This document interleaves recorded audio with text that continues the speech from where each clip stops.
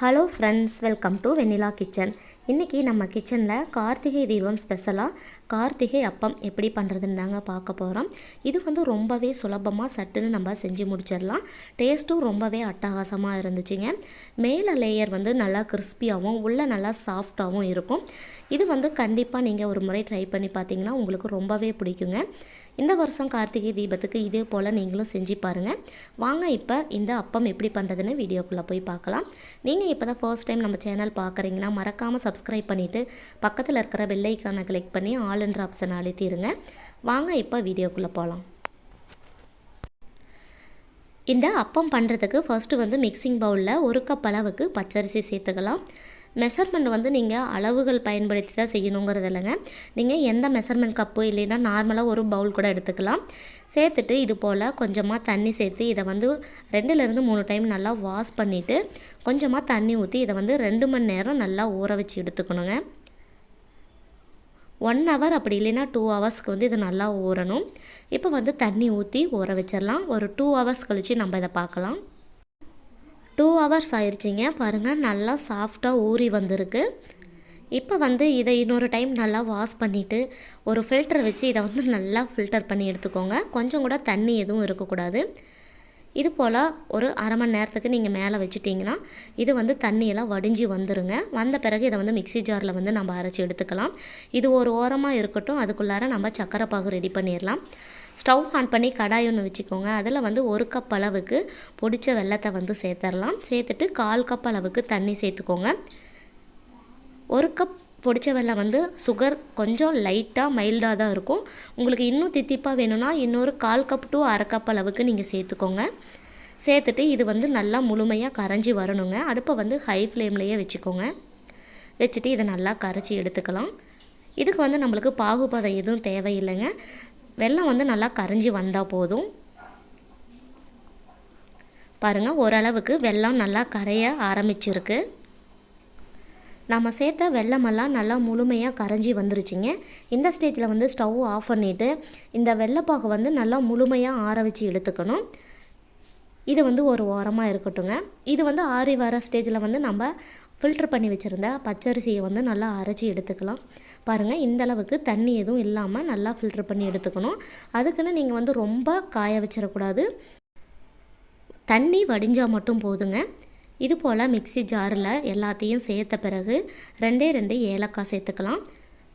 ஏலக்காய் தூள் இருந்துச்சுன்னா அரை டேபிள் ஸ்பூன் அளவுக்கு சேர்த்துக்கோங்க. இது கூட மீடியம் சைஸில் ஒரு வாழைப்பழம் நான் சேர்த்த போகிறேங்க.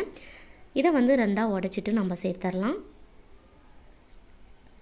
இது கூடவே 2லேருந்து 3 டேபிள் ஸ்பூன் அளவுக்கு தேங்காய் துருவல் சேர்த்துக்கோங்க.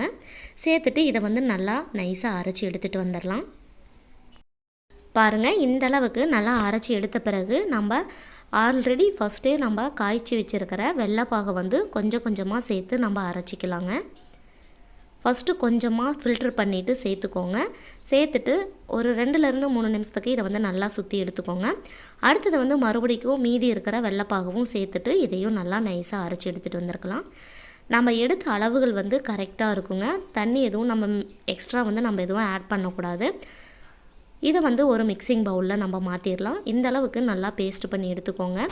நான் தேங்காய் துருவல் ஆட் பண்ணியிருக்கிறேங்க. அது காட்டலை, ஆனால் நான் சேர்த்துருக்கிறேன். நீங்களும் சேர்த்துக்கோங்க. பாருங்கள், மாவு எந்த அளவுக்கு நல்லா தோசை மாவு பதத்துக்கு இருக்குது. இதுதான் பர்ஃபெக்டான கன்சிஸ்டன்சி. இந்த அளவுக்கு மாவு நல்லா திக்காக இருக்கணுங்க. அப்போ தான் நம்மளுக்கு அப்பம் கரெக்டாக வரும். இப்போ இதை நம்ம பொரித்து எடுத்துக்கலாம். ஸ்டவ் ஆன் பண்ணி கடாயில் ஆயில் சேர்த்துக்கோங்க. ஆயில் நல்லா ஹீட் ஆன பிறகு அடுப்பை மீடியம் ஹீட்டில் வச்சுட்டு கொஞ்சமாக இது போல் கரண்டியில் எடுத்து கொஞ்சமாக சேர்த்துக்கோங்க. அடுப்பு மீடியம் ஹீட்டில் தான் இருக்கணும். ஹை ஃப்ளேமில் வைக்கக்கூடாது. ஆயில் பார்த்திங்கன்னா மீடியம் ஹீட்டில் தான் இருக்கணுங்க. ஹை ஃப்ளேமில் வச்சிங்கன்னா அடி பிடிச்சிக்கும். அதனால் நீங்கள் ஆயில் கொஞ்சம் ஹீட் ஆன பிறகு நீங்கள் உள்ளே ஆட் பண்ணிக்கோங்க.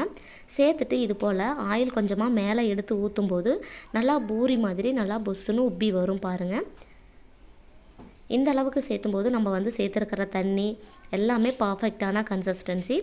இதை கொஞ்சமாக ஆயில் மேலே எடுத்து ஊற்றும்போது நல்லாவே வெந்து வருங்க. அந்த சலசலப்பெல்லாம் அடங்கின பிறகு அடுத்த சைடு நீங்கள் திருப்பி போடுங்க.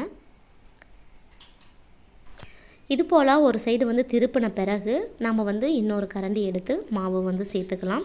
இதே போல் ஒன்று ஒன்றா நீங்கள் வந்து சேர்த்துக்கோங்க. அட்டன் டைமில் 2 சேர்த்துனிங்கன்னா ரெண்டுமே ஒன்றோடு ஒன்று ஒட்டிக்கும். அதனால் இது போல் ஒன்று சேர்த்து திருப்பின பிறகு அடுத்தது வந்து நம்ம சேர்த்துக்கலாம். சேம் அதுக்கும் அதே மாதிரி தான். சேர்த்துன பிறகு கொஞ்சமாக ஆயில் எடுத்து மேலே ஊற்றுனிங்கன்னா நல்லா பூரி மாதிரி உப்பி வருங்க. இதே போல் நம்ம எல்லாத்தையும் நல்லா பொரித்து எடுத்துகிட்டு வந்துடலாம். ஃபர்ஸ்ட்டு நம்ம சேர்த்துனதை வந்து நல்லாவே கலர் கோல்டன் ப்ரௌன் கலர் வந்துருச்சுங்க. இந்த ஸ்டேஜில் வந்து நம்ம வெளியே எடுத்துடலாம். ரொம்ப நேரம் நீங்கள் விட்டுட்டிங்கன்னா மேலே வந்து ரொம்ப ஹார்டாயிரும். அதனால் லைட்டாக கலர் சேஞ்ச் ஆனோடனே நம்ம வந்து வெளியே எடுத்துடலாம். இதே போல் எல்லாத்தையும் ஒவ்வொன்றா நம்ம பொரித்து எடுத்துகிட்டு வந்துடலாங்க. ரொம்பவே சிம்பிளான முறையில் ரொம்ப டேஸ்டியான கார்த்திகை அப்பம் எப்படி பண்ணுறதுன்னு இன்றைக்கி நம்ம பார்த்தோம். கண்டிப்பாக நீங்கள் செஞ்சு கொடுங்க. குட்டீஸ் வந்து நல்லா விரும்பி சாப்பிடுவாங்க. திரும்ப செஞ்சு தர சொல்லி கேட்டுகிட்டே இருப்பாங்க. இந்த வருஷம் கார்த்திகை தீபத்துக்கு இதே போல் செஞ்சு பார்த்துட்டு எப்படி இருந்துச்சுன்னு ஃபீட்பேக் எனக்கு கமெண்ட் பாக்ஸில் கமெண்ட் பண்ணுங்கள். டேஸ்ட்டு வந்து ரொம்பவே சூப்பராக இருந்துச்சுக்க. மேலே நல்லா கிறிஸ்பியாகவும் உள்ளே நல்லா சாஃப்டாக இருந்துச்சு. பாருங்கள், நான் 1 கப் சேர்த்துனேன் இல்லைங்களா அரிசிக்கு, எனக்கு இந்த அளவுக்கு அப்பம் வந்து கிடச்சிருக்கு. இதை வந்து நான் ஓப்பன் பண்ணி காட்டுறேன். பாருங்கள், உள்ளே வந்து நல்லா சாஃப்டாக இருக்கும். வெளியே வந்து அந்த மேல் லேயரெல்லாம் நல்லா மொறுமொறுப்பாக கிறிஸ்பியாக இருக்கும். ஓப்பன் பண்ணும்போதே உங்களுக்கு தெரியும் பாருங்கள் எந்த அளவுக்கு உள்ளே வந்து நல்லா சாஃப்டாக இருக்குன்னு. கண்டிப்பாக இதே போல் ட்ரை பண்ணி பார்த்துட்டு எப்படி இருந்துச்சுன்னு ஃபீட்பேக் எனக்கு கமெண்ட் செக்ஷனில் கமெண்ட் பண்ணுங்கள். நான் செஞ்ச இந்த அப்பம் உங்களுக்கு பிடிச்சிருந்தா லைக் பண்ணி ஷேர் பண்ணுங்கள். மறக்காமல் வெண்ணிலா கிச்சனுக்கு சப்ஸ்கிரைப் பண்ணுங்கள். தேங்க்யூ.